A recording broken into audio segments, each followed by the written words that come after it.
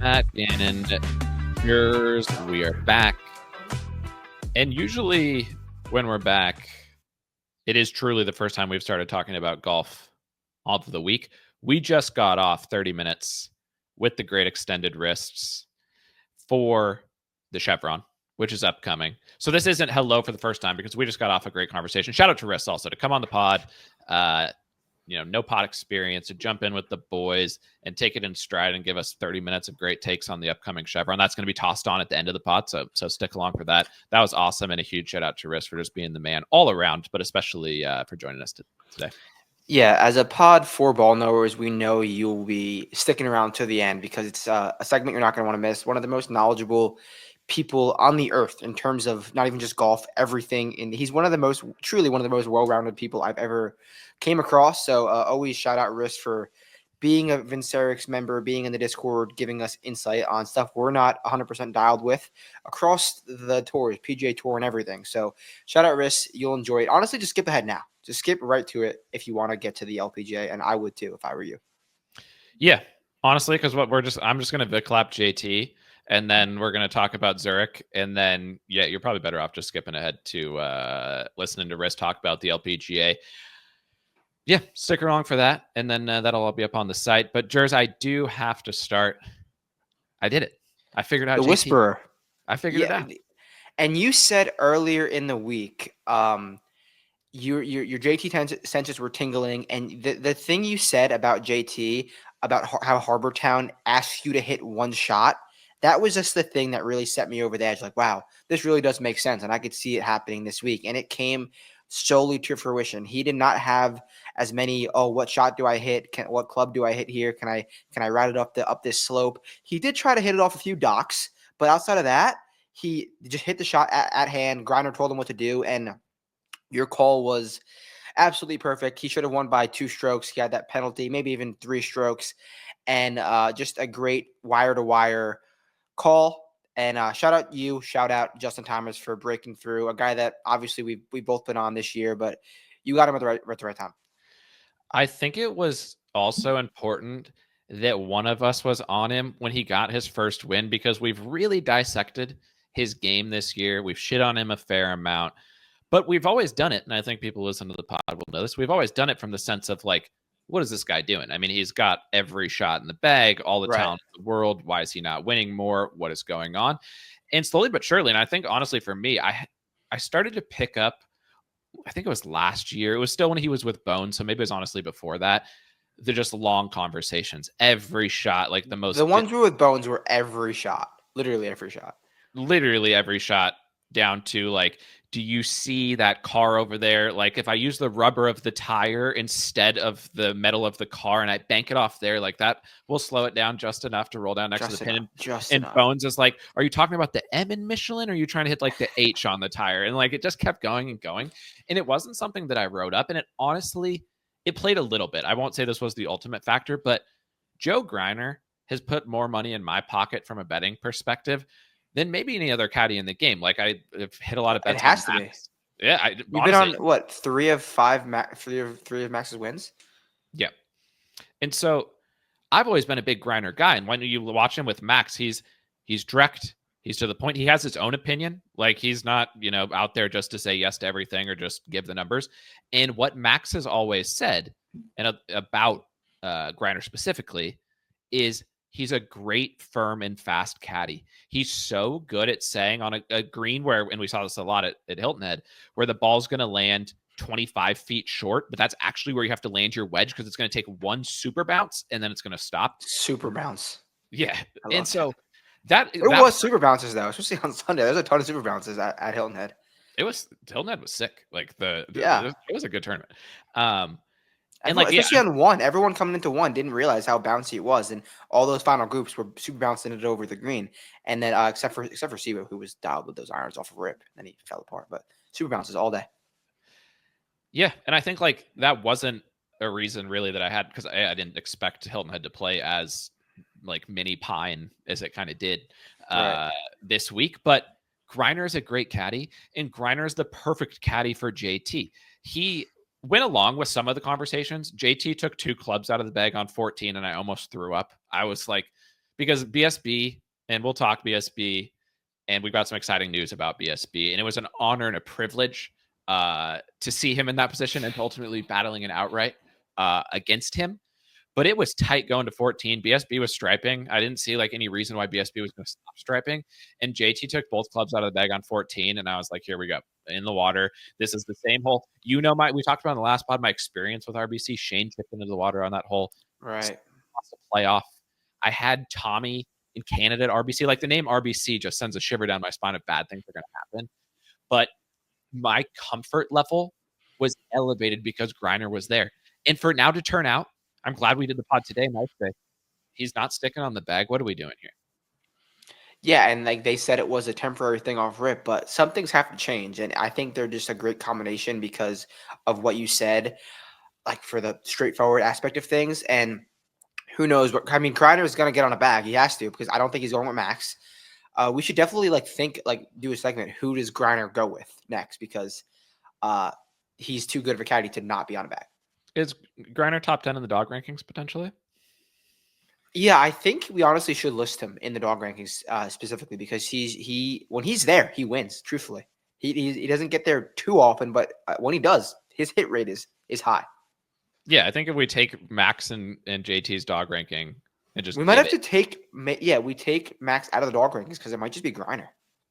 I agree. Max needs to earn his way back into the dog rankings by winning without Griner. Because Max played okay last week at the Masters, and obviously he didn't win, but Griner wasn't there. But I do think it's solely Griner because you get in the mix one time with JT and you win. That says a lot. He was reading, even they mentioned on the broadcast, they were like, I think Colt said, he's like, this is only the second week, but Griner's reading every putt. And on 18 on Saturdays, JT said that it was a Griner read that he made birdie. The man was laying down on his stomach. That actually might be the key at Harbour Town because want to know who else lays on their stomach? Matt Fitz's old caddy. Everyone knows that. That's crazy for JT to trust him that much because not a lot of caddies read every single putt. You'd be surprised. And JT made everything. Yeah, it was like, second in putting all week? So shout out them. Yeah, and I think going back to kind of Harbour Town in general, I did not expect it to get as baked as it did. And apparently they've got a renovation, I think, starting today that allowed them to push it. It reminded me of that year that Rom won at Memorial. It obviously wasn't that difficult, but it was the same situation where they're tearing up the course. And as we're playing. They're like, we're going to send it to the absolute max. And it ended up like turning JT was 59th and BSB was 50th. And if you don't know who BSB is, sometimes people in the Discord. I was going to say, we shouldn't even say it. We shouldn't. Yeah, that's fair. Well, we need to tell him on Wednesday about it. So we'll save it till then. We're going to tell him the story. We'll explain it to both him and the people together on Wednesday. Yeah. Can you hear me? Shout out B. I feel like I'm buffering, but as long as you can hear me, then yeah. Can you hear me? Yeah. My video is being a little janky, but as long as the people can hear us, that's all that matters. But they were 59th and 53rd in a 72-man field in driving accuracy. Like it became it's crazy. The rough is okay. Like you might run your ball through, but you just need to keep the angles and keep yourself away from the trees. And that was the amazing thing about watching JT is I don't think he mishit an iron shot the entire tournament. I've never bet on a guy. I've never watched a guy mix who was hitting the ball that straight with his irons every single time. And that's what we talk about. His ability to hit an iron shot perfectly dead straight is the best probably in the entire world. Like, I don't know if I would trust anyone to hit it is on a laser beam with their irons. And the problem is he gets into shaping and doing all this stuff with his irons. Yeah. But at Harbour Town, you have one option. So that's great. Unbelievable call by you. Truly just so good. But I think like the thing is, and thank you for the shout out. And I hope there's at least, if I know our boy Gio was on him, shout out Gio, as always. But like he was getting himself most of the time just in the right parts of the fairway where he could just hit his straight iron shot. But what he's also amazing at and why it worked out so well is he can shape it when he needs to. And he had that birdie he made on those 8 yesterday. Those hooks, those were insane. I thought they were like hung out right. I thought they were a little bit blocked. Hit the green, a little bit of release back towards the flag. And those two shots, they could have been just as easily bogeys if they hung out right. Because from the left rough, shot like Rory at Augusta, not quite that level, but same kind of shot. Did it twice on the back nine yesterday, so that was just really good stuff. And what I'll give also credit to JT from like a dog perspective, and he's rightfully been panned by us and plenty of people over the last couple of years, is bogey-free final round in those conditions. He talked about that was something he put in his mind, like, just don't make any bogeys in these conditions and you'll be in good shape. He made...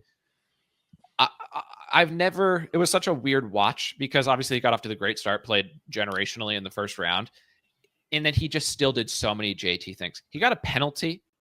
I don't know, for people who didn't watch, the man got a penalty for trying to move pebbles around his ball, and his ball moved like ever so slightly. It truly donating a stroke to the field. Like, yeah, I was telling my girlfriend, it's like, a guy hits in the water, a guy hits bad shots, misses putts, whatever. I can accept that. That happens every single week. We lose golf bets all the time. But just like a senseless one-stroke penalty for legitimately no reason. How mad were you? I couldn't even be mad. I couldn't understand how this could possibly have happened, but it was JT, and I was like, I deserve this basically for betting JT. But then even like he wasn't taking advantage of the par fives because he was just missing in the wrong places and doing dumb stuff. He could have won with how well he played. He could have won by 10 shots. Yeah, he played so well, and then I want to talk about that par save on 4 on Sunday. That was the kind of break you need. But like the chip was, I didn't realize. I thought like when I saw where his ball ended up, I was like, oh, if he can even hit his ball like 5 feet forward and give us a better chance of getting up and down for bogey, like I'll take it. And he chipped it to 8 feet and then made it. And that was the impressive thing. And I think people, the reason he's started to become more popular this year is he's been putting a lot better. And the stats have backed that up. And the putter has looked great. And he said that after the round. Xander. My guy. Xander came to your guy. He just putted great. I don't like at the end of the day when you're sweating a guy in the mix, you just want to feel confident when they're standing over 10 footers that they're going to give them like a really good chance to go in. And where I was going before talking about like his performance on the week was the man stepped up and drilled putts all day. And like on the front 9, he wasn't playing as good, but he kept making pars, kept saving it until on the back 9, he started to hit it a little bit better. Some of his best driving, getting the ball in play. Dog is stepping up and hitting 10 footers on slidey greens. And I think if you're thinking like, how does this, and this is maybe my question for you, what does this mean for JT going forward? We know what his game is. We've said, he's been striping generationally for months on end now. It finally is over the finish line. The putter looks a lot better. The caddy situation, if a grinder was on the bag, I'd be buying all the stock I could buy. I don't like it's going back to Rev. What's your take? If he could commit to hitting the shot in front of him, which we pose all the time, yeah. But we know that's probably won't be the case. Hopefully a win doing that could maybe change things for him. But the rest of the majors should set up decent for him, truthfully. So he should be confident. He's up to 2 in the FedEx Cup rankings and playing great golf. So potential technical difficulties. And we've said it's actually been a few pods, I feel like, since the technical difficulties have really befallen us. So it was only about time. There may be some cuts in and out on the pod. We'll edit it the best we can. We don't like to have to edit stuff, but when and what you were saying before, because I don't know how much we'll keep and what happened, you were saying you're dealing with some allergies and the people need to bear with you. So bear with us for Jersey's allergies and bear with us for possible Wi-Fi issues in the recording of the pod. At the end of the day, the 30 minutes. High dog pod. Yeah, the 30 minutes with wrist was flawless. So if you just want to skip ahead to wrist, anyway, then you'll get 30 minutes clean. But you were telling me good venues setting up for JT the rest of the year. And I agree with that. Obviously, Quail Hollow, he won the PGA Championship there. He is a PGA Championship merchant the way he's currently playing. And I think what we saw, too, was his short game remains on tight lie Bermuda. Nasty. He got everything up and down. Like, it was... Every time I saw him around the greens, I don't think I've ever felt more confident in a guy that he was going to put it with inside 5 feet every single time. Oh, I meant to shout out earlier when he took that penalty on hole 2 on Saturday. What was his third shot? His second shot into the green with that long iron was maybe the shot of the tournament because every guy from the fairway was hitting 3-wood and was short. He hit an iron and flushed it to the front of the green. It was like from the hard sand. So that was just an insane shot to save par. And that's what made his penalty that much more mind-numbing. It was like it wasn't going to impact his shot in any way, shape, or form, like the pebble he was moving. And what was he doing? But luckily he won, so we don't have to hold that against him. Yeah. But how mad if he lost by 1? Like, you'd have been pretty bad. I had already accepted it because BSB was playing generationally. Unbelievable stuff. Home game. We've never seen the home game model support somebody harder than they did for BSB. It was a man who we've talked about many times on this pod. He's going to be coming on to the pod, barring maybe he's gotten too popular. I would accept that if he just messaged us and was like, boys, I'm too good now. And you'd have to respect that because that's the dog. If he said that and he's like, I'm going out to win like the Zurich, I don't have time for this, he's very likely going to be on the pod. He's very likely going to have a special guest. We're super excited. But what was that? Where did that come from? A man was playing the golf of his life. Yeah, and he admitted to not swinging the golf club as well as he has this season, but it's just a matter of him being so much more comfortable with this game, so much more comfortable as the season goes on. Because, I mean, he was getting some lucky breaks, and he would be the first one to admit that, but he was hitting some amazing shots, I mean, like under the gun. And we've had some chatter in the Discord that Novak's a low dog player. He's gotten up there and hasn't closed, but he just keeps knocking on the door and playing some amazing golf that I do think it's coming sooner than later, truthfully. What I will say ultimately from a dog perspective, because I've flagged that I'm concerned about his dog a little bit because we've seen him in events with much, much, much less on the line, like the Bermuda or the Valero. I mean, the Valero had a reasonable amount on the line with the Masters invite. I guess every tournament has that, but he's played against worse players in the mix and not shown a lot of dog. And as somebody who was on JT, I was afraid of him. With 9 holes to go, I was like, why isn't this guy going away? Because JT was playing so consistently that I was like, I just felt pretty confident that JT wasn't going to fuck up. Like, he just was hitting it too good. As long as he used his brain, he was playing better than everyone else. We might have a rival to best par putter in the world because it's Brooks right now, or at least it was Brooks. And Andrew Novak might be the best par putter in the world. Want to know what will take him to the next level? If he practices putting into the cup in the practice rounds. I'm going to tell him. You should tell him. Yeah. I'm going to tell him. And He's that was so good at par putts. That was distance. Yeah, that was the thing. He looked so comfy around the greens and with the flat stick. And that was the thing about how the course was so playing. good at golf. Yeah, the way that Hilton Head sets up is as long as you can get it near the green on your second shot, if you're nasty around the greens and with the putter, you can make par every single time because you're going to be near enough to the hole. You just need to do something saucy, short-sided to like these pins, and Siwa was doing that for a while. But what JT and BSB were better at than everybody this week was short-sided, tight Bermuda, like out of the bunkers as well, and then making the par putts. But I think we need to tell him, we know the secret to Brooks's 5 majors. We've seen it with our eyes in the practice rounds. We tell BS, we give him a shirt. He's now maybe the best golfer in the world. Nobody's played in more final rounds than him. And then we teach him about the secret to winning majors with your putts. He's already making the par putts. This can only take him to the next level. Shout out the shirt real quick. The new one coming out soon. Actually, it is out, so get on the site. This one's saucy. You're gonna like this one. I have to show it real quick. Yeah, no, it is nice. It is nice. And if you're listening right now, like and subscribe, toss it on there. I don't know if we'll remember because the Zurich pod is honestly one of my favorite pods.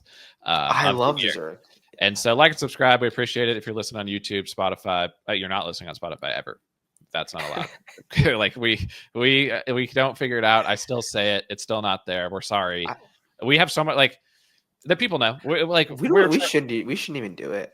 Let's keep it as a bit, actually harming our podcast by not having it on one of the biggest distributions, but we do it as a bit. That would fit the vibe of the pod. Yeah, I'm down. So, I'm down. That's fair.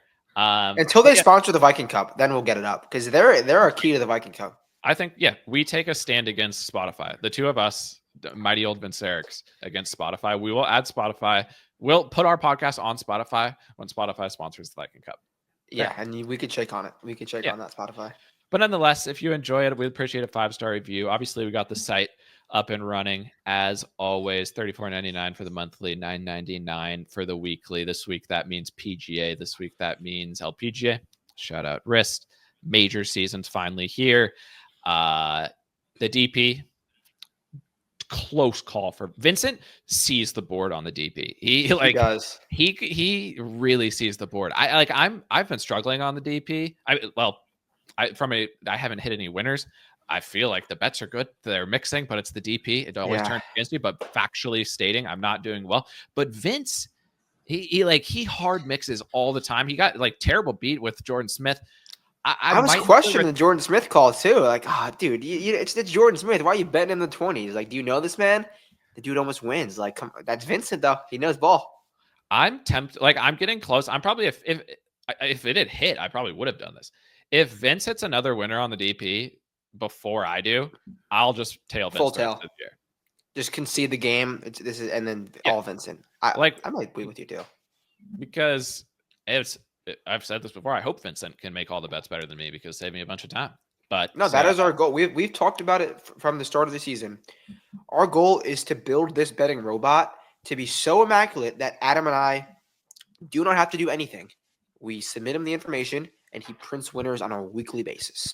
And he's getting better by the week, and we'll hand up admit that. We're not the best golf writers in the world. We're trying to make one, and it's working right now. So, yeah. At the end of the day, serious but not that serious. But what we are serious about is we're trying to make Vincent the best that we can be. And right now, I'm a few weeks away from just tailing him on the DP. And then LIV, where right now you have the lead in the LIV competition with your winner to kick off the year on Meronk. They're heading to Mexico. We'll talk about that. And if you want to know a little bit about Mexico, why wouldn't you go back and listen to the Kessler Corain pod, where he talks about Mexico, where Patrick Reed is a winner, where he also told us he was going to play great at Augusta, and he did. If you haven't listened to that, that's some good Mexico prep as well. Yeah. So a ton of golf this week, a ton of fun golf. Get over to the site and see what we got going. But I'm super excited. I'm not going to get into it yet, I would assume, but super excited for the Zurich. Ton of fun names to super vibey week. Yeah. For what we like about golf, the Zurich, you honestly couldn't tee us up with anything better. And I do actually think it's a great betting week at the Zurich because I think the numbers are fair on it. And ultimately, how have you done at the Zurich? I've mixed hard, but I never had a winner. Last year, hard mix going in. They didn't play good in the final round, so they dropped out of the mix by like the fourth hole. But Luke List and Bermuda specialist Henrik Norlander. I remember that. I do remember that. And it's crazy because we get like the best players like Rory and Shane, and then like who they beat in the playoff, Martin Trainer and like Chad Ramey. Just like it's so fun. It is so anyone fun. Can win. That's the great part. Like anyone can win, and if you can get past the top guys, like there's been random guys who mix in the Zurich. But long story short, we're excited for the Zurich. We'll have all the Zurich content up on the site, and we'll be talking about it here momentarily. But before we went down this path, because it wasn't even intended, we were talking about BSB and what an amazing performance it was. It was hard for me because I can't think of a more friend of the program than BSB Novak. And I knew he was going to be coming on the pod this week. But at the same time, I really wanted to hit a winner on JT. Right. Yeah. And it was, I didn't know how to feel about it. It would kind of turn into a win-win scenario. That's what my girlfriend was like. It kind of works out either way. Like either the guy wins, who's like this kind of random golfer that not a lot of people know about, and he's coming on. That everyone loves watching, by the way. I've never seen more positive feedback on one single golfer than Andrew Novak. Yeah. And so that was tough for me to know how to feel about it. But like, what was your takeaway? At the end of the day, he won a ton of. I'm excited to talk about how many fantasy football entries he got from this finish because it's a lot. But like again, as somebody who was betting on JT, somebody who said that Novak had low dog, by the time we got to the turn, I was like, this is not going to be easy. This guy's come to play. And when he was standing in the 18th fairway after he made that birdie putt on 16, I had accepted that it was probably over. I was like, he's going to stuff it inside 5 feet because this is an easy like wedge shot. When he hit it to 8 to 9 feet, I was like, okay, I was like 50-50. He could miss, he could make. But like, I thought he was just going to stuff one on 18. He hit a pretty good shot. It didn't happen. But what was your takeaway as somebody who didn't have someone in the mix? But I guess you had Mav in the mix for a little bit. But going down the stretch of those two guys, knowing he's coming on the pod, knowing I was on JT, like, what was your takeaway from the situation? I mean, it was Easter. I was with the family. Everyone knew the situation. So we were just watching the golf. I didn't know who to root for, who to not root for. I was obviously like wanted to see Novak play well and stick it out to the end. But that birdie on 16 was high dog because that was like the last hole he like knew had a good birdie chance on because 17 and 18 are not the easiest birdie holes. And 16, I mean, not an easy birdie hole either, but probably one of the better chances. Did what he had to do. Great putt on 16. 17 made par. And then, I mean, 18, what a shot. Like a high dog at 8 feet. And then he didn't maybe pulled it a little bit, maybe bad read, but either way, had a chance to win it, and then he just got beat. Like he got beat, and he was so there to win on the back nine. Like just had the look. Like I'm not going away. I'm hitting these shots, even though they didn't really go well. I got a few lucky breaks. He had the confidence, which is a great first step. That was the interesting and I guess hard thing for me was his ball should have been out of bounds a couple of times. Like not just JT a few too. Right. JT had a few. Yeah, 100%. But what I like whoa. Once there was just that moment there where like hole after hole, he was like very rarely do you hear Dottie say this man should buy a lottery ticket. Like that's a pretty rare statement. But if it was literally any other golfer, I genuinely think I would have been so mad. Like this guy's ball should be OB. But because it was BSB, I was like, fair, But like I felt no ill will when someone was luck boxing against a guy I had in the mix. And like that's something that can really piss you off. And it's crazy because like he hit a few squirrely shots that he got away with, as did JT. And you mentioned Mav. Mav hit one bad shot. One bad shot. Oh, on 12? Yeah. And he got boned. Ended up having the chip out, made double. I guess you could say two bad shots because he put the other one in the bunker. But he had one bad hole, and he just didn't get that break. If it was a little bit more to the right, he could have had a window to punch through up and get it up on the green and get it up and down. But that's just like Harbour Town. You get the breaks, you don't, and the margins are small. Speaking of Mav, I think his tournament died when he missed the short one on 9. Because JT laid up, and that's another just like, bro, what are we doing here? It's literally math. Like there isn't any questions about what to do here. This isn't a mystery that we need to solve. It's hit not like the ball into the front bunker green, like you have. Yeah, and he'd hit the ball in the front bunker all 3 days. Like he was hitting 3-wood and just whacking it up into the front bunker. Is that true? I didn't know that. I thought he laid up all the days. No. I know he's a layup merchant. Yeah, no, that was the crazy thing. He'd gone for the green on all the other days. But Mav got it up there, and I was so pissed. I was like, Mav's going to tie the lead again because JT just made that birdie on 8, which was a sick birdie, and then he laid up, and I was like, he's just taking par here, and Mav's easily going to make birdie. He missed that 4-foot slider, and then the right miss got in play for Mav. But another good performance from Mav, and a good call by you to get on the Mav train. Both times Mav has mixed. I was on him at Torrey. You were on him there. Our Mav feel is coming along. Yeah, good golfer. I like Mav. I've been a Mav supporter for a while. So yeah, great week from Mav. Is this the longest we've gone without talking about Scottie Scheffler in the tournament he's played? And is that a sign that Scottie's career might be over? I think he is pressing to a different degree. And his second shot on hole 15 was the total microcosm of that. What are you doing? You're in the bunker. You're trying to hit a 90 feet apex shot over water to slice onto the green to maybe make an eagle. If you lay up, you make a birdie. You're one stroke back. I didn't get that. That's something we have never, ever seen from Scottie Scheffler. Full press, I need to do this now. I don't know how Ted let him do that. It's concerning. Striping, though. Yeah, that was the thing about Scottie, and we've talked about Scottie since the very first podcast of the year when we said his schedule is going to be different. Scottie is a robot golfer. We're not. I think I like it. I'm not Vic-lapping this because I also said like it's Scottie, so I'm not going to stand here and like claim that he's not going to play amazing all year. But that was just at the end of the day, he's the robot golfer that throws a little kink into the start of the season. He doesn't have the type of success usually out of the gates that he has. Doesn't win the Masters, so it totally makes sense. I think to what you're saying that he would be pressing, and it's just so crazy because when obviously I watched a lot of the RBC this week. When your guy shoots 61 in the first round, you're like, I'm gonna have to watch the rest of the tournament. How much did you laugh on 18 on Thursday when he missed the putt? I was not surprised. I was like, he's gonna miss, and I just most obvious thing of all time. Yeah. But Scottie, like, obviously you're afraid of Scottie. Like, Scottie was 3 shots off of JT after the first round. But then, slowly but surely, JT wasn't playing great, but he was shooting the same score as Scottie. And they would cut to Scottie, and Scottie's just not doing something that, like special. He's not stuffing it. He's not striping it down the middle. He's playing fine. He's doing everything good. He's getting into the mix on dog alone. Like, he's pressing, but he also cares more than anybody else. Like, that's why he's Scottie. Even when he's playing bad, he's just going to give it a level of focus and attention that the other players aren't going to. But he's not playing. At the end of the day, he is not hitting the ball as consistently as he was last year.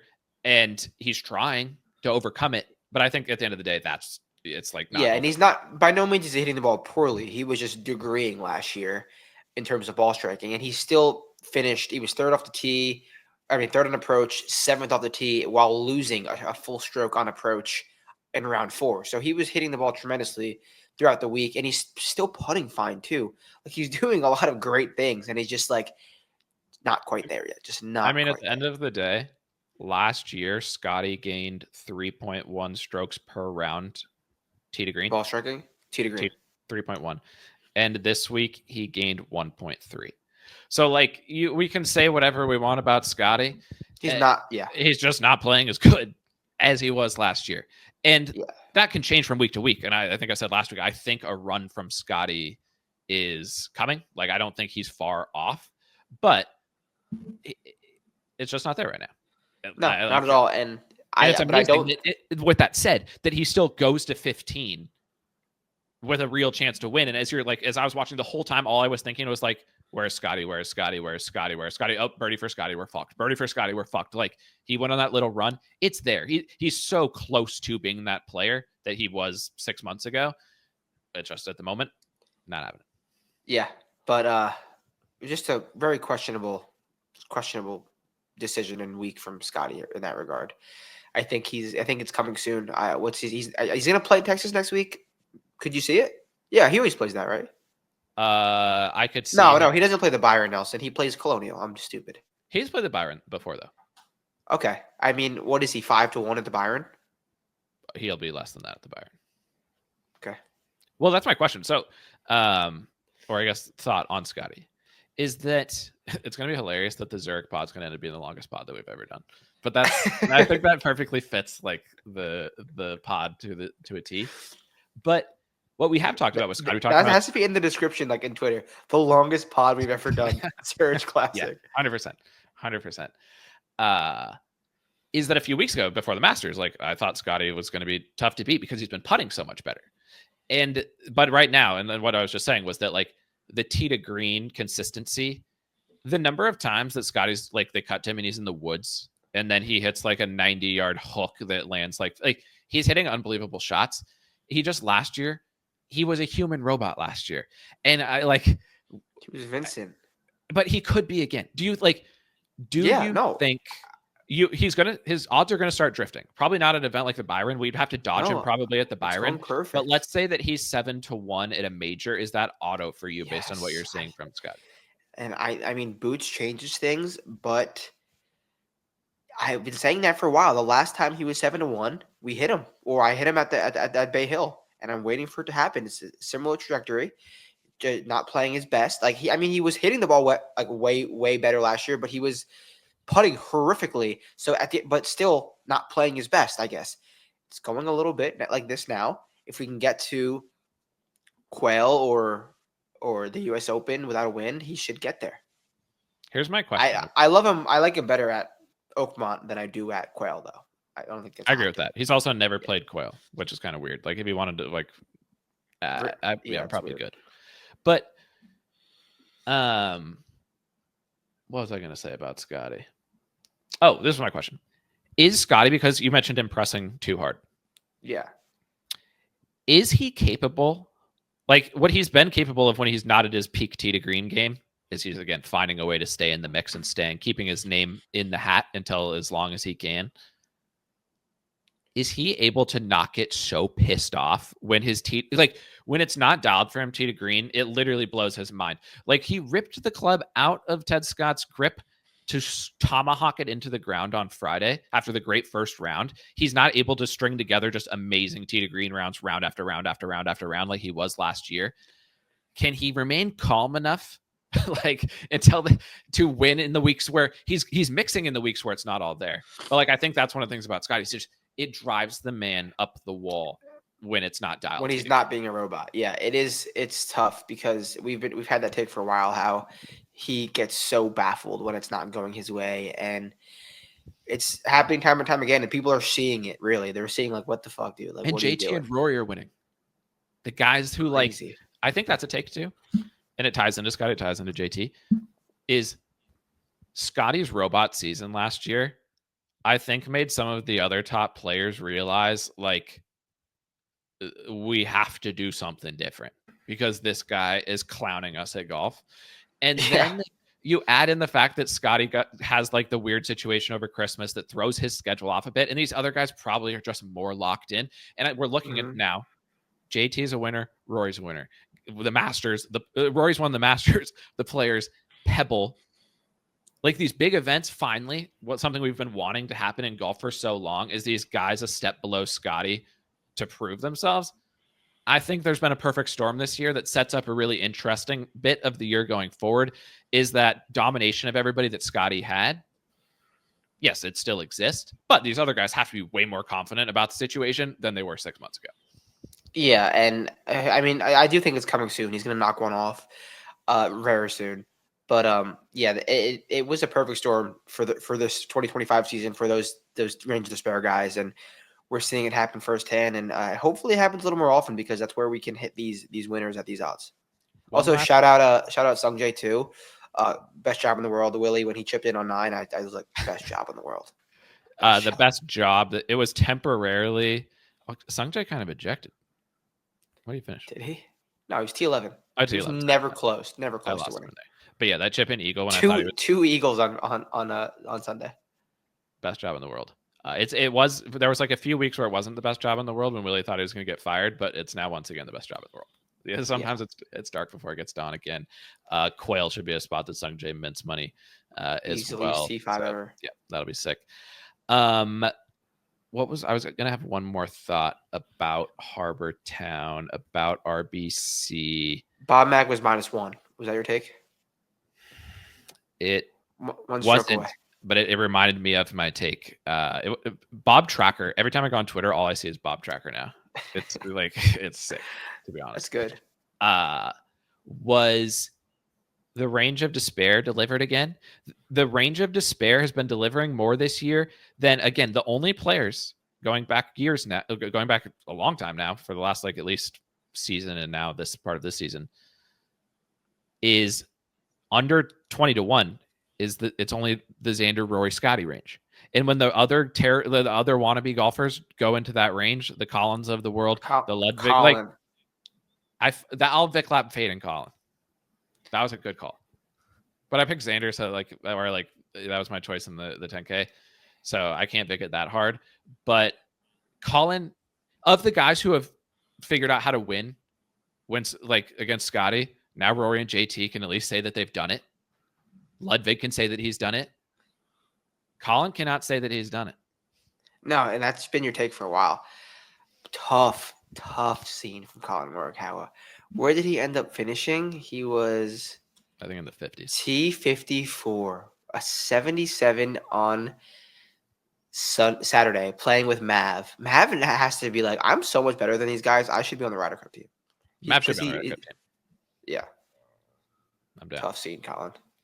He was insane short game. He just insanity short game. Firm and fast. Take Collin's clubs away from him. He's got no chance. No. What more evidence could we need that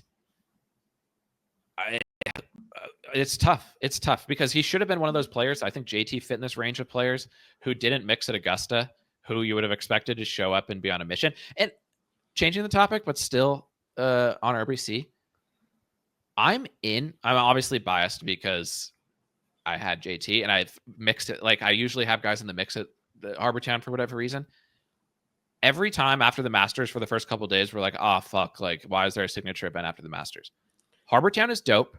Harbour Town always has a great leaderboard. Harbour Town always has a shit ton of guys in the mix. And all of those guys, and the reason I brought it up with Collin was those guys who didn't mix at Augusta, they're hungry. They're like, I fucked up at Augusta and I need to like 100%. get back on the horse. JT.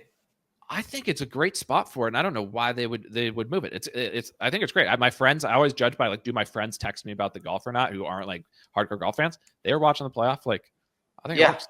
And it doesn't hurt that it's around Easter either. So I'm in on Harbour Town. It's always a great week. I would probably do the same thing I did last week. I know I didn't come close with Maverick and Tommy, but I don't mind the card I built out. That is a perfect transition. Because did you know Tommy Fleetwood has a runner-up finish at the Zurich in the team event with Sergio? That is a generational team. Tommy, I couldn't even, I wanted to tweet it, but I couldn't even figure out how to describe it. So I'll just talk about it here on the pod. And if you just go to the Wikipedia, obviously, for the Zurich Classic, you'll see what I'm talking about. In 2019, when John Rahm and Ryan Palmer, also a generational combination, shot 26 under, the runner-up was Tommy Fleetwood and Sergio Garcia. The number of second places he's got so many cool second places. Silver medal, sick. Second at the Zurich. Like all the ways that you can finish second, he's found a way to do it. I had no idea. Yeah, because who would he play with this week if he had to play with someone? His son or someone from Dubai.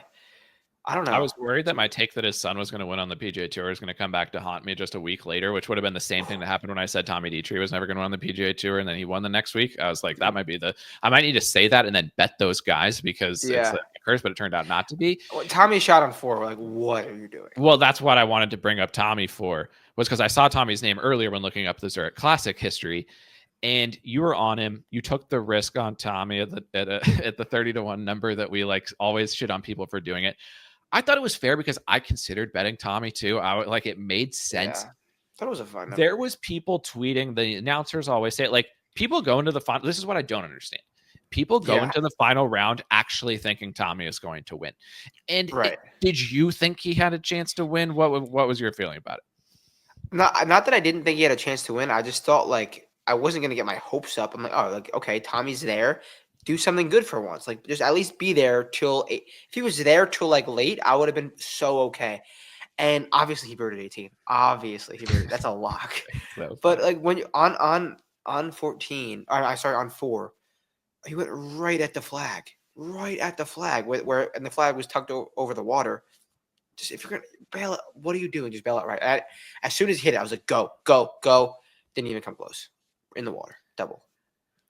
I think like obviously that was when his tournament ended for real, but he to me was done going into Sunday. He fell too far behind. Like that was what was confusing me going to the final round when there were still people hyping up Tommy. Was like I can't see three back.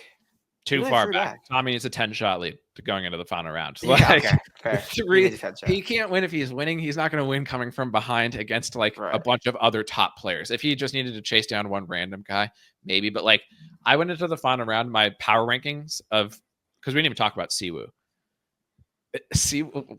We're truly going to finish on because Siwoo is playing with Sangmoon Bae, which is an electricity pairing at the Zurich.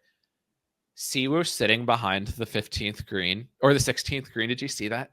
Siwoo, with his like head in his hands. The dude, I love Siwoo. I truly love him. Like he cares so much, but he only cares once a year. But when he in that moment, it's 1,000% care. Yeah, tough scene to see him like eject as hard as he did because he was just playing so good for those first 3 days. But it's always good to see Siwoo in the mix. I love it. Siwoo Pete Dye combination is one of the true flow charts. True like, flow charts. Deep and you tweeted out a new map flow chart. Yeah, which is he admitted to it, which is true. And JT flow chart now is: are there trees that force you to only hit one shot, and every now and then you're forced to hit one of your cool shots, or not? Which is why like a place like Augusta ultimately would be bad for JT. You could do anything at Augusta. It's how many would JT win at Sahalee by? Oh. I will not like before I die. I need to see JT. I need to be able to bet JT at Sahalee. Yeah. You give me a CD JT card at like any tournament that takes place at Sahalee, it's the most guaranteed money that's ever. I'd exactly Guaranteed. 1-2 guaranteed. But ultimately what he needs to do is paint by numbers. He needs to be told what to do with his painting. And when he does that, it's as like when you just look at the painting under like a microscope, it's like those lines are, we've never seen anything like this. Precise. Yeah. So he's paint by numbers, and Augusta is like artistry to the max. So maybe okay, Zurich. Tommy's been second here. My opinion on the Zurich, beyond just the fact that it's vibes nations, like just follow your heart, follow your soul, follow what you know about the game, follow the names that you see together and go, yes. But I do think I did a little research. I dug into the numbers a little bit. I think the combo is a driver putter guy with an iron play merchant. Look at some of the people that were in the mix last year, and we're talking about generational driver putter guys combined with iron play merchants. And I'll pull those names up in a second, but that's what I'm thinking about the event. How are you thinking about the event? A true like vibes week too. I'm not gonna get deep into numbers at all. I'm gonna bet my guys. I'm gonna go with the names. I'm gonna try to stay away from some trendy names if possible, and just go with just go. Who are go the with your trendy heart. names at the Zurich? I can see Novak and Griffin being the most popular team by far. Be even more popular on Thursday morning. Really popular. Honestly, I think them. I think they're by far the most tips because it's just a fun team to root for. Yeah. Who do you think is going to be popular? I have no idea. I'll have to see the chart. We'll have to see the chart. 35-1 Carson Young. Are you in on that? No. I think there is also, beyond vibes, I do think there's a profile we're after this week. I'll stand by that. And I'm just going to read you the names of I think there's two profiles. You need at least one driver putter guy, in my opinion. Give me at least, you have to have the driver putter component, and it's going to be wet. It's supposed to rain. It's going to be like leading it. I saw a flash flood warning when I looked up the weather there. So wet. Bomber Central. This course already is Bomber Central, so it's going to be extra Bomber Central. Give me one driver putter guy, and then the second guy could be an iron play merchant. That would be like where I would lean. But you can also have two driver putter guys. Because sounds like the Horgards. They can't play good together, though. Right. One of them could easily if they would allow them to play alone, one of them could win. No, for sure. For sure. But just even like, obviously Rory and Shane were like the class of the field last year. That's a driver putter guy and an iron play merchant. Right. Ramey trainer, driver putter. Ramey, more of a putter. Like, this one is a little bit of a stretch, but they Trainer's one of the truest driver putters to ever walk have the to earth. That's the key. Everyone knows that too. Do whatever else you want from there. Fishburne Blair. Brem Hubbard. Could you draw up a more driver putter plus iron play merchant guy? Get one guy who can only play good on par threes, Mark Hubbard, par three specialist, ace guy, and a driver putter guy. Because then you get Higo Fox, driver putter merchants. Dude, Grazerman Etch. Yeah. That's what I'm saying. I'm saying we can think about this logically. Like, there is a path to guys to come up with. So that's my hope. But I also think you have to factor in the vibes. And with that being said, let's go to the board. This is too fun. This week is too good. It's honestly too good, because what's great about this is once you're past Rory and Shane, and I think you can come up with lots of reasons why like they're less likely to win this year than they were last year. Like, yes, true. Obviously, Rory is playing generational golf, but he doesn't care. Why would Rory care whatsoever? Yeah, he's committed to playing this a while back, so I don't think he was going to like go back on those. He's definitely not picked up a club since last week or since the Masters. No chance. Yeah. So like, sure, he went right to Ireland. I saw the plane. They're clearly the best golfers. Obviously, like the price is what it is for a reason. But like, Pat and Xander didn't go back to back when it seemed like they were going to be a slam dunk to go back to back. Like, I just think you can come up with reasons for as confident as you can be when they're clearly the best people that like they're very beatable. And from there, I truly think anybody can win.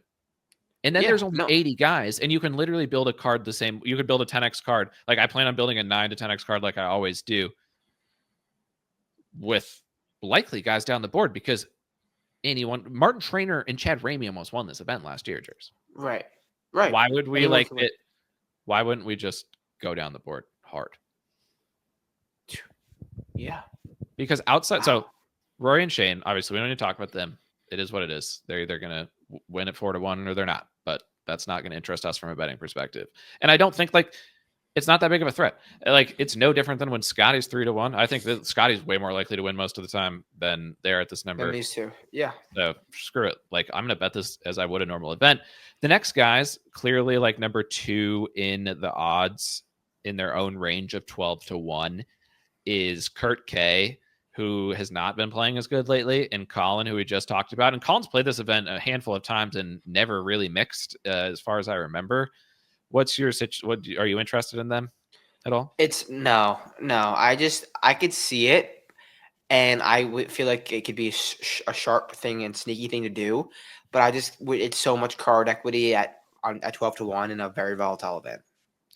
And Collin's played here with both Max and Vic, I think, and never come Yeah, close. Devin. Yeah, right. Now, and like they always get off to good starts too, and they don't come through.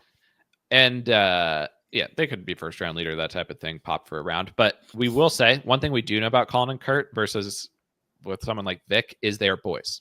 Vegas boys. They practice together all of the time. Yeah.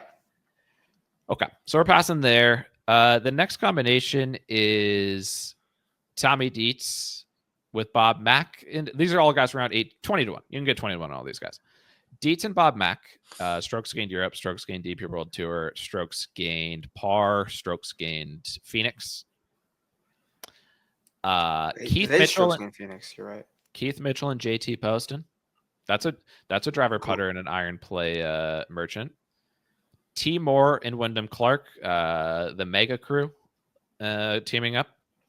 And then our guys who are coming on the pod, they fall a step below. So that's the 22-1 guys. Dietz and Bob Mack, Mitchell and Posty, or strokes gained Red State, which this is Taylor Moore, Wyndham Clark. Who's the best player? Some could say Keith Mitchell's the best player in the world right now on Thursdays. Some could say it. I like the vibes. I do like the vibes, and I feel like I don't think Keith Mitchell can win, but I like a tournament on his own. But I think the vibes with Posty are just so high. Like, you can't play around with Posty and like be in a bad mood. And I think Except them two. That one time that BK and I saw him at Trappy, he was as angry as anyone's ever been. Maybe. I think I like these two, but I don't mind the MAGA crew. I worry about Taylor Moore's iron play, but Wyndham Clark's iron play is trending, but he's not really an iron player.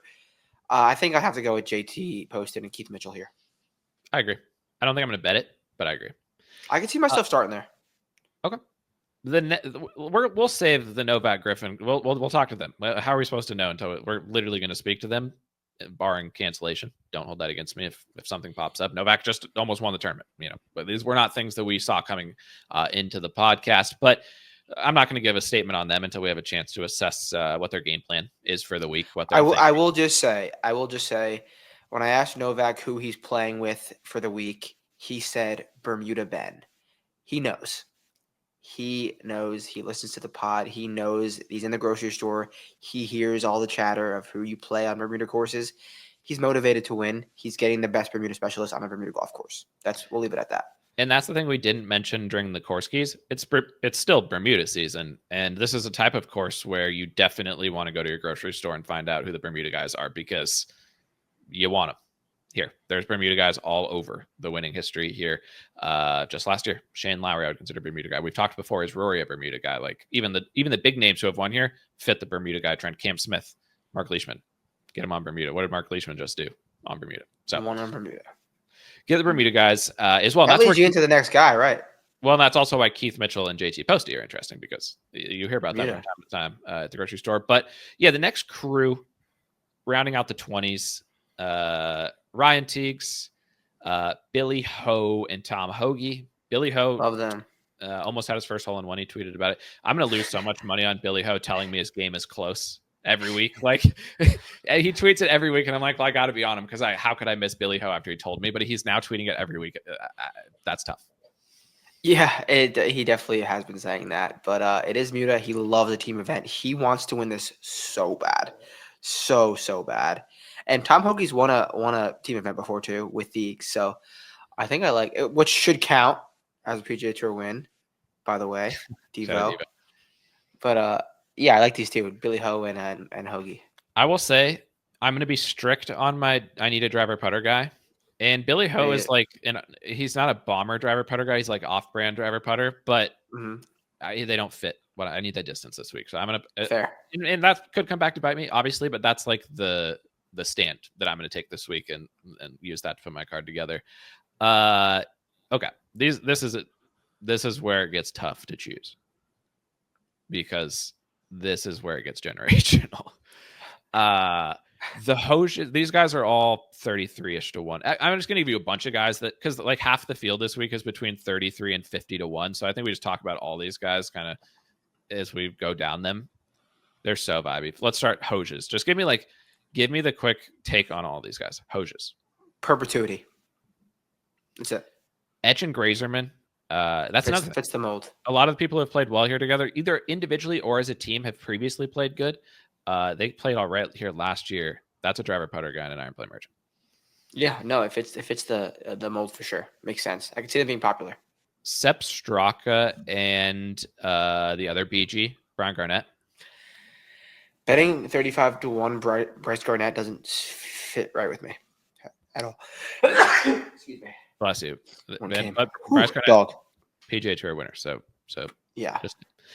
You said Carson and Akshay. They must be true boys because why is Akshay playing with Carson? Akshay, that seems like they tweeted about it like last week. Akshay like confirming that they were playing together, but yeah, weird. I don't know. Okay, Akshay's not playing great either, truthfully. The Canadians, Taylor and Hadwin, who I believe you've been on. Okay. Would you rather have them than the Viking Cuppers, Norgard and Svenny? Yes. Yes, I would. You'd have that. I like them too, though. No, but I mean, like at the end of the day, you get all the dog from Nick Taylor at 40 to 1 with Hadwin, and they played well here before. Again, they want it.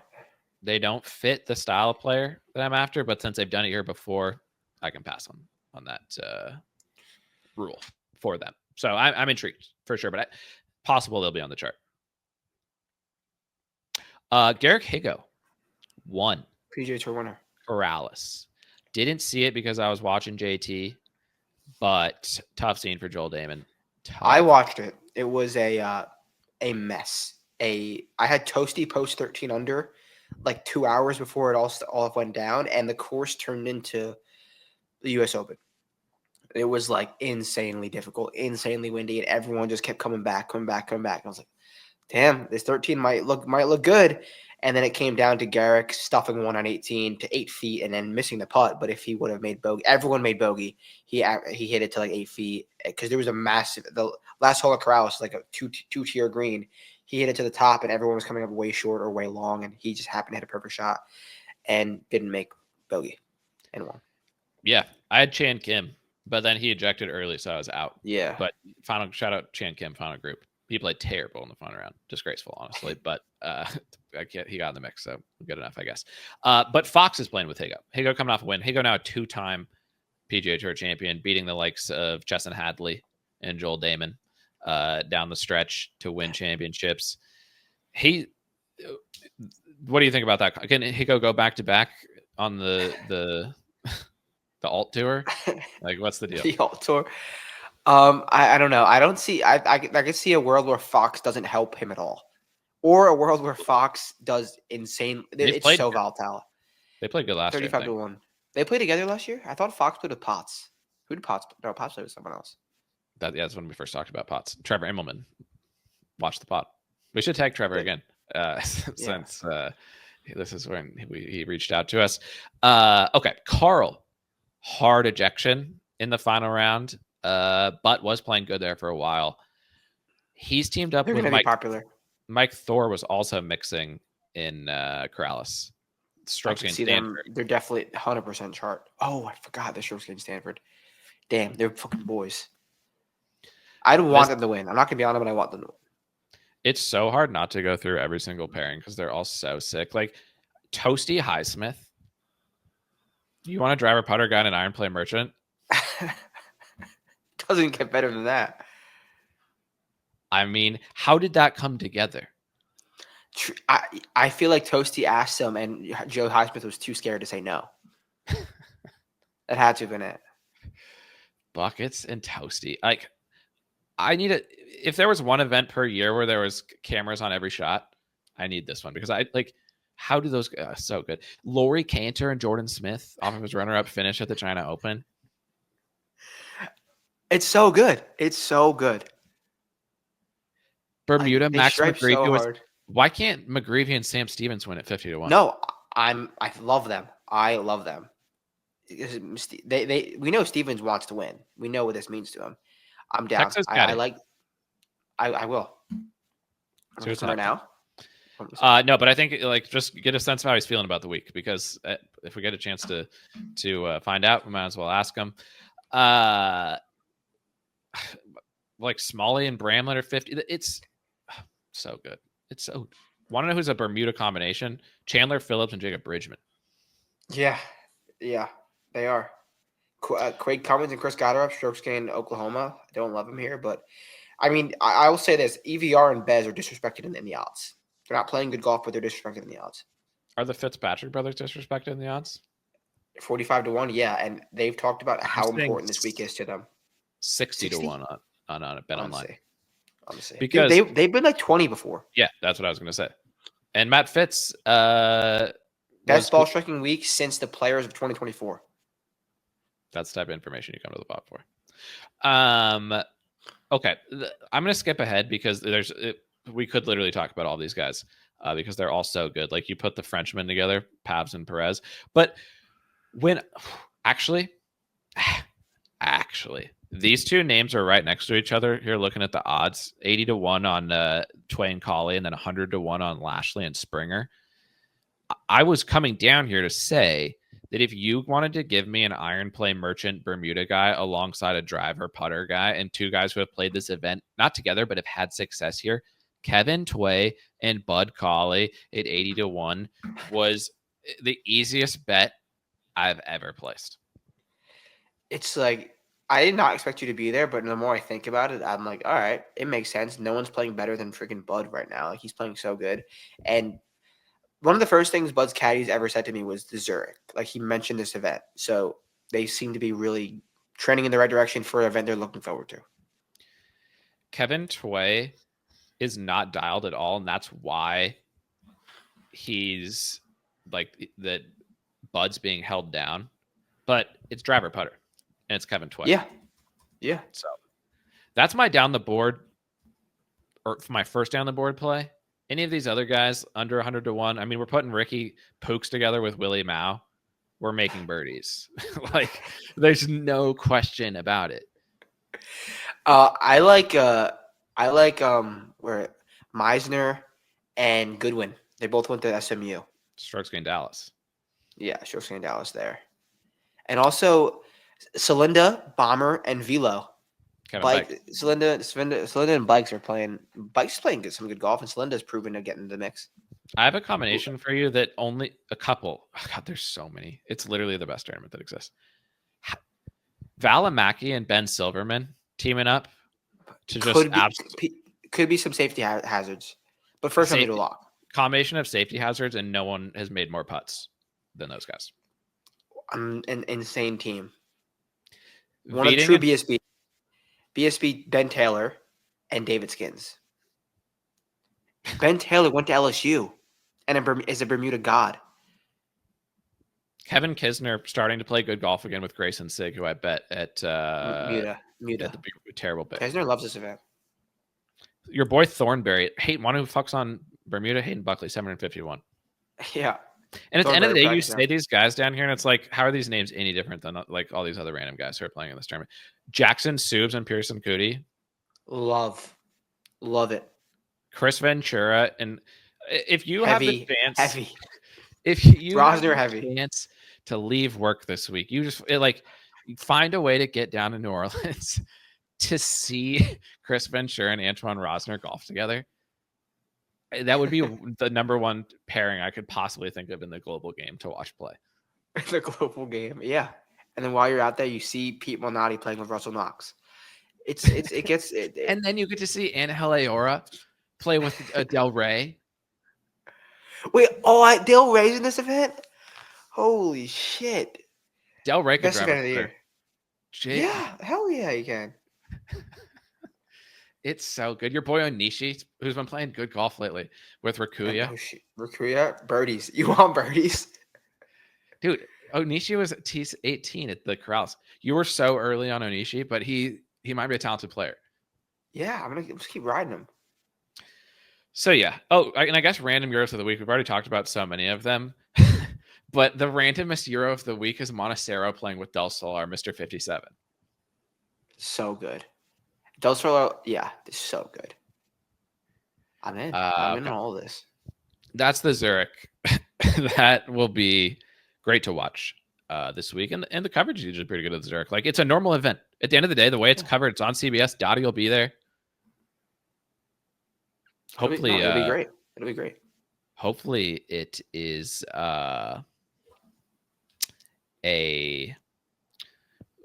why am I blanking on his name? My guy, Catalan. Fuck, I was completely a Cats. Yeah, hopefully it's a Catalan week. Yeah, I mean the Zurich is always a great event. I'm not upset. LIV Mexico. Positional design, but not necessarily positional golf course. They're playing it. It's such a good course. Elevation, major elevation. Sit course. This we'll say when LIV is good and we say when LIV is bad. This should be good LIV. The crowd should be good in Mexico. Are we betting home game vibes? What do we do? No, I don't know. I'm out on home games, but I love the way this course sets up for like bombers can play well here. Positional guys can play well here. I think you just want. Should I single bullet Rom? I don't know. Rom. It's played well here before. It's played well here before, but there's no. You can take any narrative you want around this. You need the short game. You need.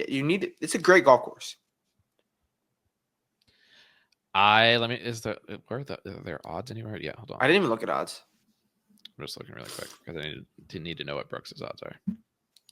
Oh, yeah, true. On Bet365, he's under 20-1, so not yet. Rom is 550 on Bet365. 550? Damn it. All right, well, maybe we're out on Rom. What about Neiman, bounce back, single bullet, Spanish-speaking country? It could be a Munoz week if we want a Spanish guy. I think it's the same as on the DP. Like, I play the home game vibes on the DP and on other tours. Like, I think it matters more than going from one state to a different state. Like, let's be honest, it's significantly different. And I don't think it hurts to play the strokes gained home game or strokes gained Spanish speaking country. Spain, Sergio. Like, I'll have at least one strokes gained. We're finally getting some drift on Puig. Abe answered 28. I'd bet Abe at 28-1. Yeah, it makes sense for him. He wants it bad. This is a major for Abe. Yeah. If Abe is 28-1, he would be my home game play of the week. And he is 28-1. I'm going to see if I can get a better number. I'm not going to pull the trigger just quite yet. But that's going to be tough for me to ignore. I need to see if he's popular. We need a live chart at the end of the day. That's what we're missing. Yeah. You're right. You're definitely right. But yeah, so they're playing down in Mexico. Chapultepec, Mexico City. If you've never been, get there. That's I think when our boy Kessler was on, he mentioned Mexico City as one of his favorite cities to go to. Can P win off the back of the pod, off the back of the Masters performance, off the back of the Vincerix bump? Because everybody who's been coming in contact with the Vincerix brand, honestly, good things have been happening for him. Talk about popular pick this week. I think he's won here before, so he's going to be popular. Makes sense, though. Okay. Yeah, I'll probably bet Abe, and then I don't know what I'll do from there. But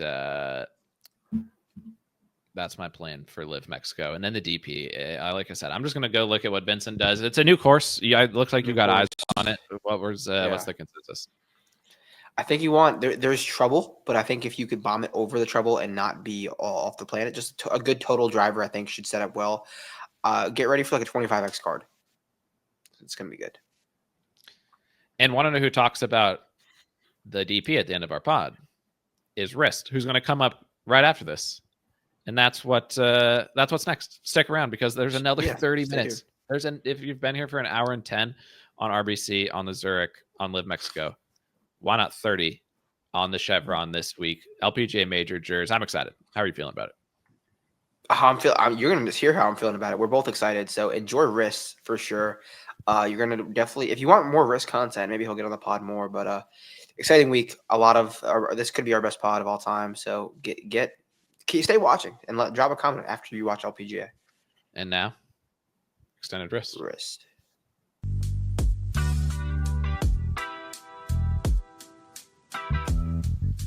All right, the show goes on. The pod is not over. Something we've been building up, Jers, for quite some time is getting the great extended wrists onto the pod. Everybody in the Discord will know him.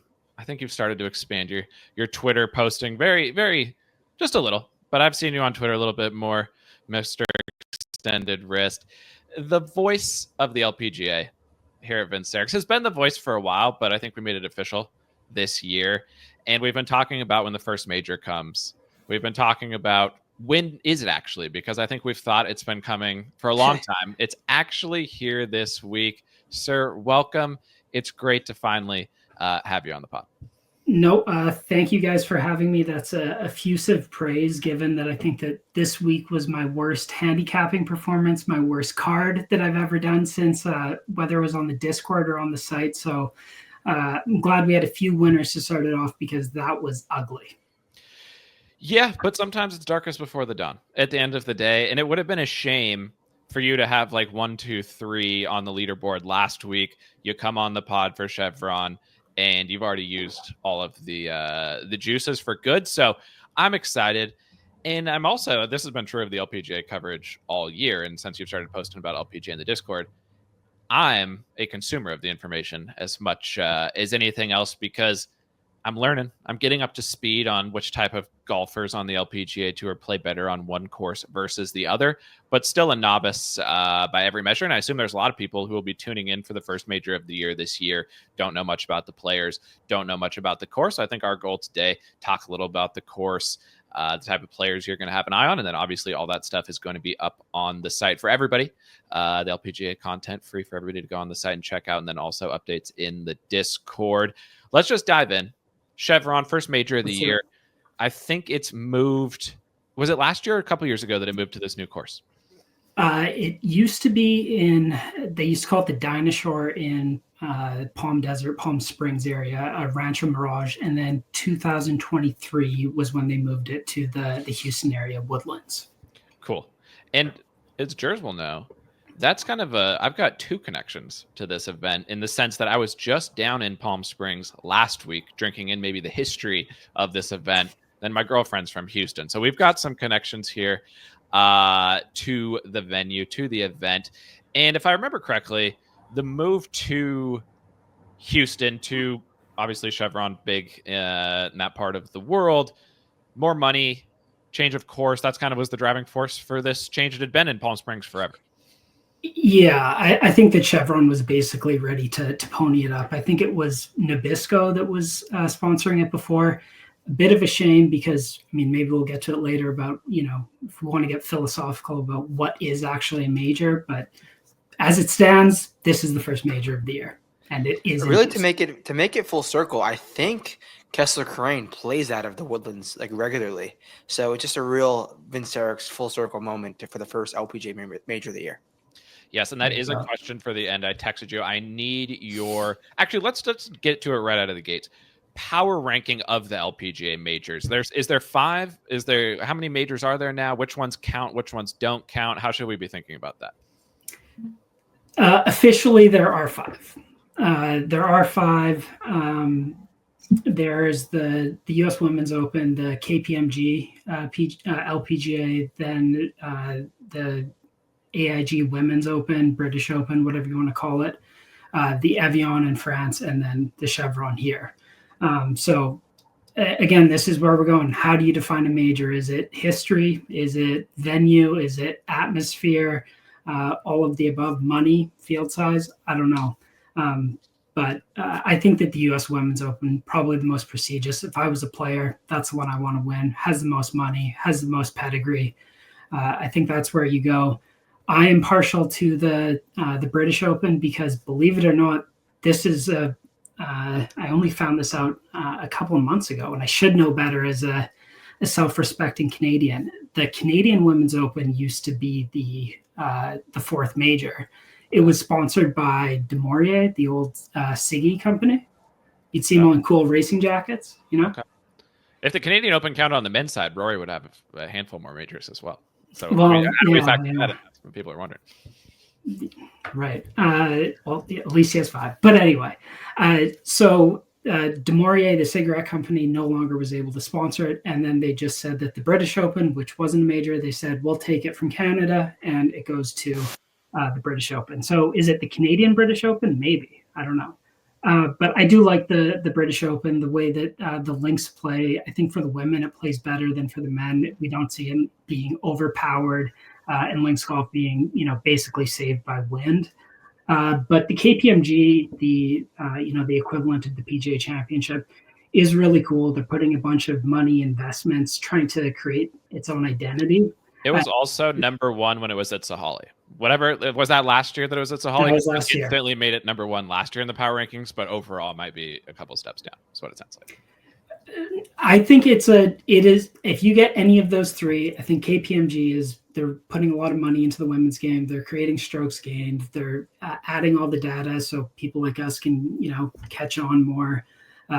Any of those 3, those are majors. It's when we get to the bottom 2, the Evian or Chevron. I think that I'm bitter about the Nabisco or Anna Inspiration becoming the Chevron. It used to have an identity in Palm Springs. It was an event that people would actually go to. Maybe it was even bigger than the Bob Hope or the Amex, whatever it is now.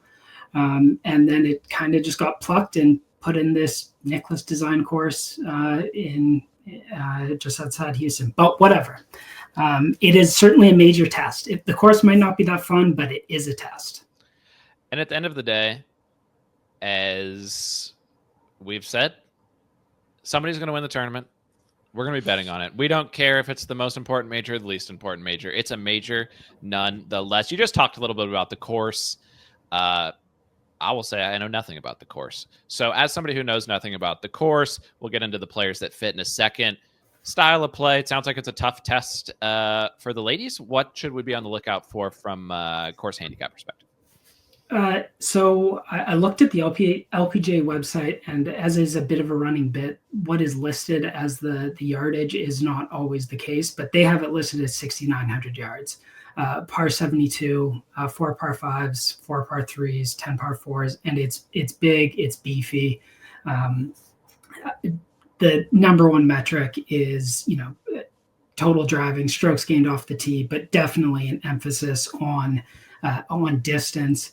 I think water is in play on about half the tee shots, and the fairways are about 30 yards wide, and it gets windy. So if you can't keep your ball in play, if you can't take a swing at it and hit good shots, not just wail away at it, your tournament's over before you even started, I think.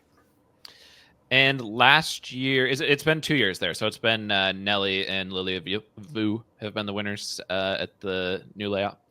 That's right. Nelly won last year at 13, and I think second was Maya Stark at 11. And then the year before, Lily Vu at 10 with Angel Yin, and then Nelly missed by 1 from the playoff. Should we expect a similar winning score this year, like weather-wise? So I was looking at the weather, and it's a bit funky. I was looking at Wind Finder, and for the first 2 days, it's going to be hot, which is, I think, good. It's going to firm it out.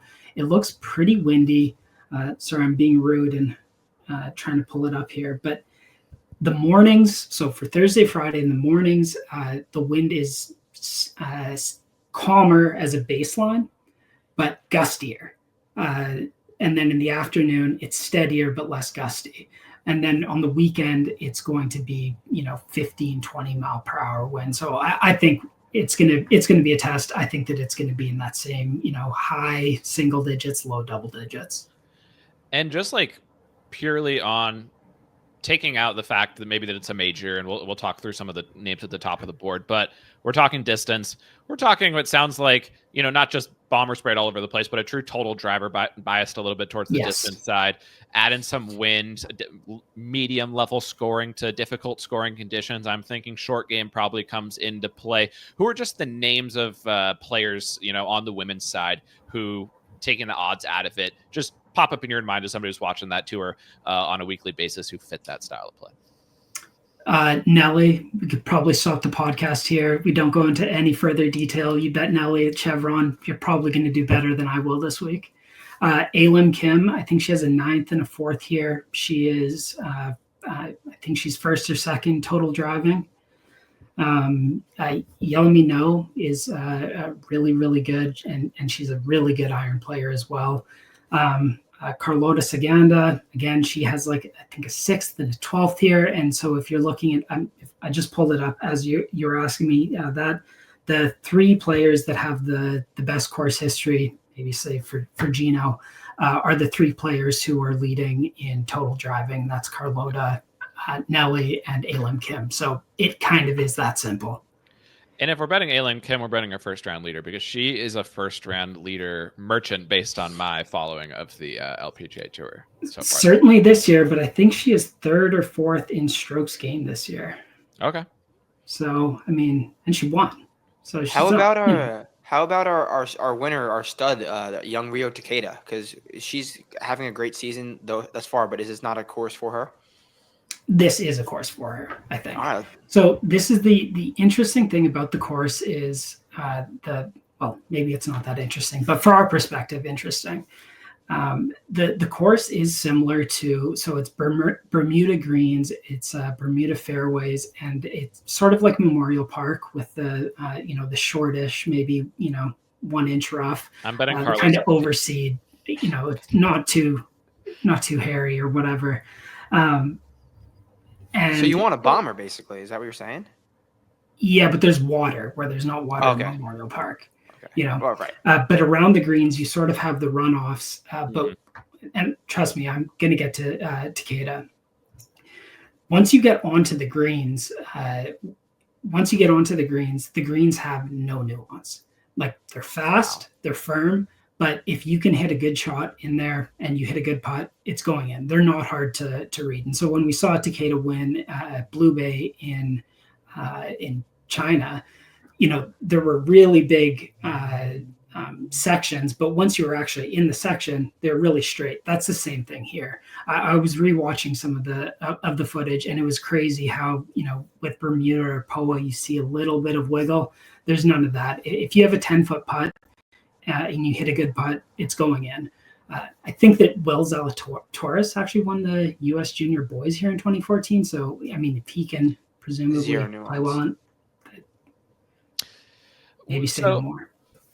Taking that now, and I've got Bet365 odds pulled up. We'll have this out Tuesday morning. I'm sure if you're looking to bet this event, you'll start to see these odds pop up on the rest of the books as the week goes on. But Gino plus 850.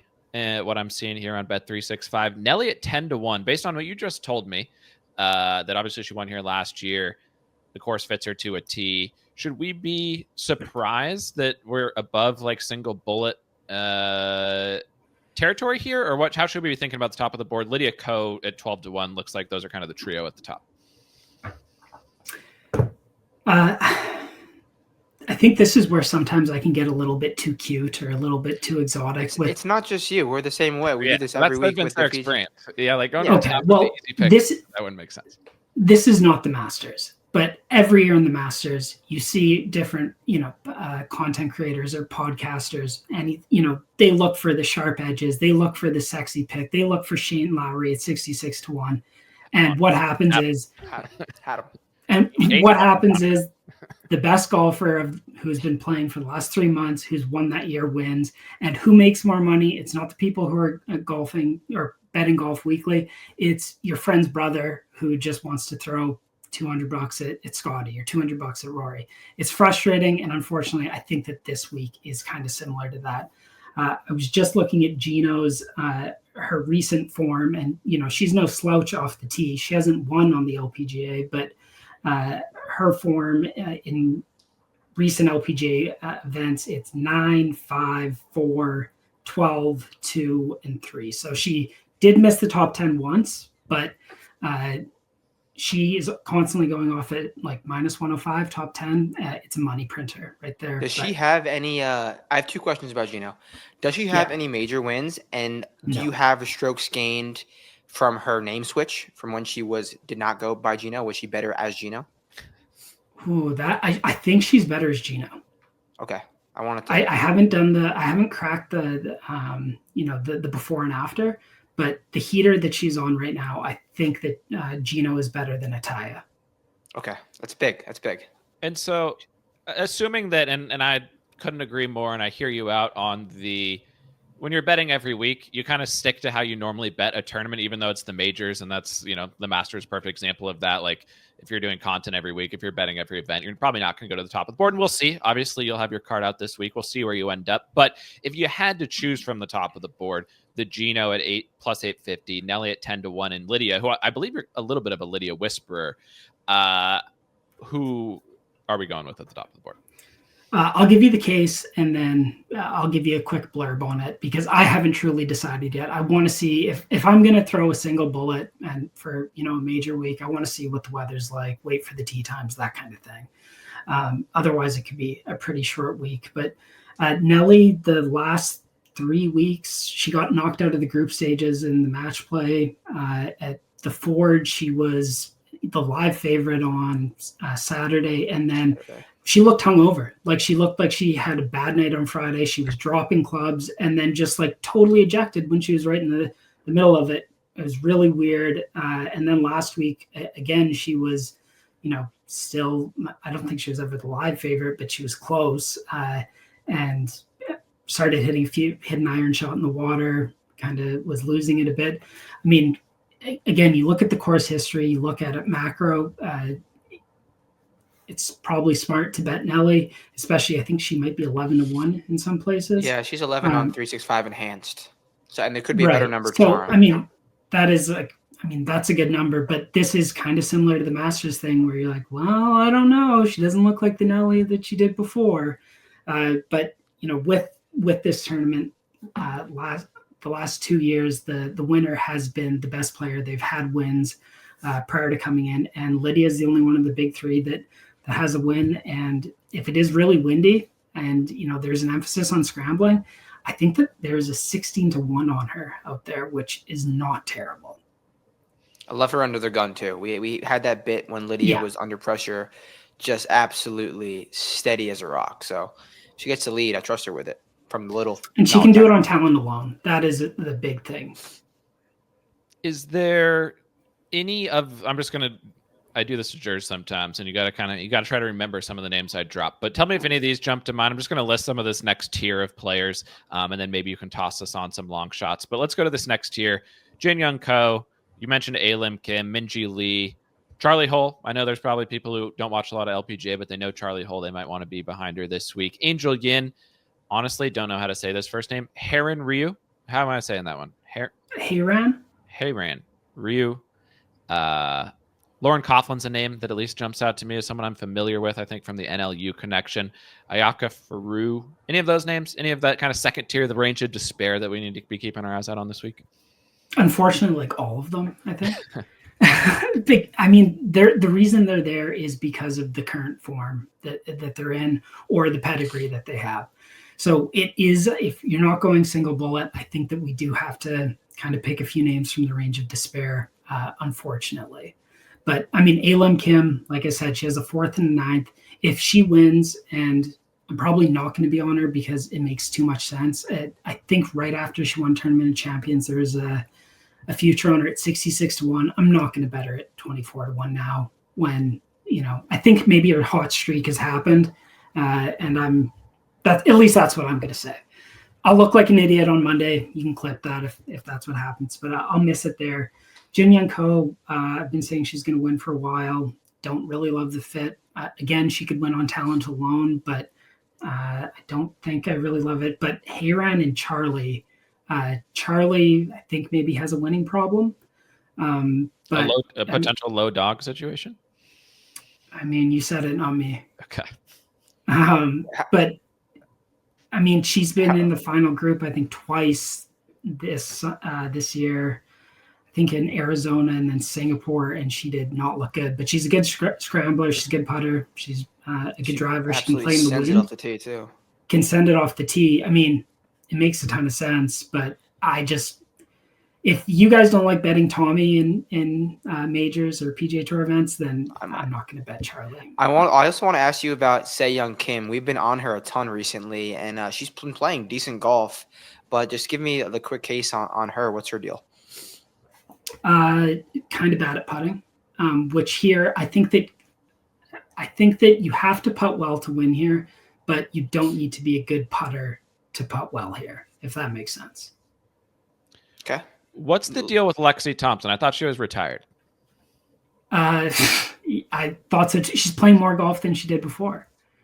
She's 125 to 1. Should we be aware of that? We had her a few weeks ago, and she didn't really play well. I forget where. Yeah, I stuck my neck out there. It was mostly just for it to be a great call if it worked. I mean, the one nice thing about this course is that around the greens you can putt from around the greens. You don't need to use an L wedge kind of thing. And so, I mean, that could work for her. But just on the point of her retiring, I saw an Instagram post from her where she was saying that she was frustrated with all the hard work she's been putting in and it not paying off. I'm like, aren't you retired? Okay, so here's what I'm going to do quickly, and then you've got a Nick Dunlap take that you need to give us, and the people need to hear it. I'm just going to say some names that at least I recognize, and the odds seem like kind of long, and you just give me a could win or can't win, and we won't hold it against you. The people might hold it against you. I personally won't, but I'm going to give you some names that jump out to me, because this is huge. Celine Boutier, I've bet her before. She's 50 to 1. Can't win. Okay. My favorite Viking Cup player, Nana Kortz Madsen, 60 to 1. Can she be first round leader? Definitely first round leader. Okay. Ashley Buhai, 75. Can't win. Okay. She won the Open, right? She did. Madeline Sagstrom. She used to be good. Why is she 100 to 1? Used to be good. She won a few weeks ago. That was my first click. She was 125 to 1 this morning. She just won the match play. Why is she 125 to 1? Okay. Better right now. Okay. Oh, really quickly, interruption. We have 2 outright winners in 8 weeks on the LPGA Tour. That is high ROI. So keep up the good work, Risk. Keep going at them. Yes. Shout out Risk, always. Isn't this a young stud alert? Lottie Wode. Isn't she good? Yeah, she was in the mix last year for a little bit. Wow. She won ANWA last year. I think she was 3rd at ANWA this year. She was 10th at the Open at St. Andrews last year. Where's Patty T? Why am I not seeing Patty? She's like 85? Hold on a second. Because I always ask you about Patty T. Because she's 85. Yeah, she's 85. Didn't she win this event back when it was at the other course? Yeah, she did. 2021. Who of the past champions between Cup Show and Patty T at around 100 to 1 has a better chance? And they won at a different course, obviously. But can either of them rally on the back of just the name of the first not real major, but kind of major of the year? I am a bad person to ask for this because I have a soft spot for both of them. The non-biased answer is no. Cup Show makes too many mistakes, I think. And then Patty's just, I think her game's just a bit too loose right now. Okay, a couple more. I have 3 more to add too. Actually, let me do my last one, and then maybe it'll be one of yours, and then you do the rest. Your homeland, a home game, not a home game this week, but a home game for you always. Brooke Henderson, 55 to 1. She hits it far, doesn't she? Can she win? Doesn't hit as far as you think since they shortened the driver length. Oh, really? Wow. But she hits it really straight. I think she was 3rd here last year, 4th. Like she was definitely in the mix in the final group. she can putt good enough to win. I think that it's been a trend for Brooke for the last little while that she can't really put together. She can't put together 4 rounds, so I'm not going to go there. She's 50-1 for a reason. She should be 25, 20, 16. Okay. So, Yeah, and that's the thing. I feel odds. like those names that jump out to me as an extraordinarily casual, that it's like, oh, they're 80-1. Those are the type of players where they're that for a reason. Right. Yeah. All right. My 3 that may be the same in the same realm. The actually only female member on the Viking Cup, Lynn Grant, 85-1. Thoughts on her? 85-1 for a reason. Bad. Okay. Bad golfer. Okay. If Soderbergh was in the field, we would like her chances though. Then auto bet. Yeah. Okay. All right. 2 more. I believe she mixed at the Olympics. Morgan Mitreau. Maybe not. Did she mix, or was it Albania? Did she have a sister? She might have a sister. Maybe it was her.